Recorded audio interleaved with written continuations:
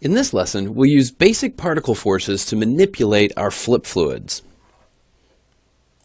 I'm going to start with just a brand new clean scene here, and I'm going to create a sphere by control-clicking the sphere icon on the Create shelf.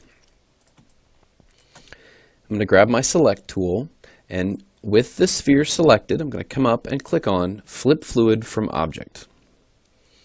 And that will give me just a bunch of little blue dots here that represent the shape of the sphere that I had before, only now that sphere has been turned into a fluid. I'll rearrange my interface just a little bit here. Now we'll come up and look inside the Autodop network, which we know is where the heart of the animation or simulation lies. So remember, we hover over this first input here and middle click, and we know that it's looking for particle velocity. In other words, something that will affect the particles here and the way that they move. Well, because it's looking for particle velocity manipulation, you can use all of the POPs tools that we discussed in the particles course. So if you haven't had an opportunity to view the particles course, take a second here, pause here, go back and watch the particles course, the Particles in Houdini course, because all of the tools that you're taught there and all the ways that you can use particles, you can now use and apply them to fluids as well. So even though this fluid will be solved as a fluid on part of the volume grid, you're still able to manipulate it just like particles, because it is particles. It's particles on the volume grid.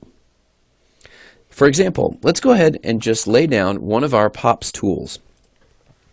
Now, let me see if I can get my menu here to fly out correctly so you can see it. I'm going to click on this little bitty gray area in between the two panes here to flip these around. And I'm going to minimize this bottom pane here where we have our parameters just by clicking on the little down arrow. And then I'm going to use the keyboard shortcut P to bring up my parameters so they fill the entire side of the right-hand side of this pane over here. Now whenever I right-click, you should be able to see my tool menu. Again, you can access the tool menu either by using the Tab key, the backspace key, or right-clicking in any empty spot here and just clicking on Tool Menu. So of all of the tools that we have here, we want to use our particle tools or POPs tools. So if we come down to the POPs list of nodes that we have to choose from here, one of them is Pop Wind. Now Pop Wind is off of your screen here, but it's you'll see it, it's at the very end of the list. Another way that you can get to it is using the automatic filtering that Houdini offers. So if I just click Tab and type WI, it knows I'm looking for something to do with wind, so it will eliminate from all of the choices available anything that has WI in it. So I know I'm looking for a Pop Wind. So I just type in WI and there it shows up, so I can lay one down that way too. But either way, take your Pop Wind now that you have it and plug it into that input for particle velocity. Now go ahead and hit play. You'll notice you probably don't have too much of a change in behavior. I'm going to zoom this out. And remember, I definitely want to turn on real-time playback here on my timeline. And let's play with the parameters of the wind. Let's specifically look at the noise. And maybe we can give a little bit of amplitude to the noise and maybe push this up a little bit as if there's a wind blowing underneath it, blowing it back up. So we'll just give it, say, 2, positive 2 in the y-axis. And again, I just upped the noise amplitude to 1. Wow, now you can see, oh look, we're getting a very interesting behavior now. We've got our noise applied and a little bit of wind forcing that fluid to stay afloat. And just that easy, all of the tools that you have for POPs, for particles, go to the tool menu, down here under POPs, all of the tools that you have available for working with particles are now available to you for working in fluids as well. Okay, another one that's really, really handy, of course, is the Pop Axis tool. So here it is, force rather, Pop Axis force. And if you wanted to, you can either replace your Pop Wind with the Pop Axis force.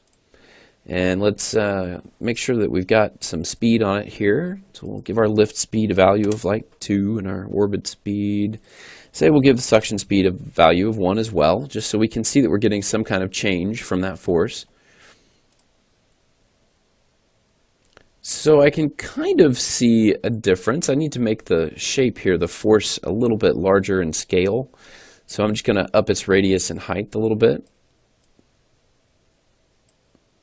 And we'll crank up these speed values so we can just kind of see what's going on. We can always turn them back down if it's a little bit too wild, but there we go. Now we can see the pop axis force working.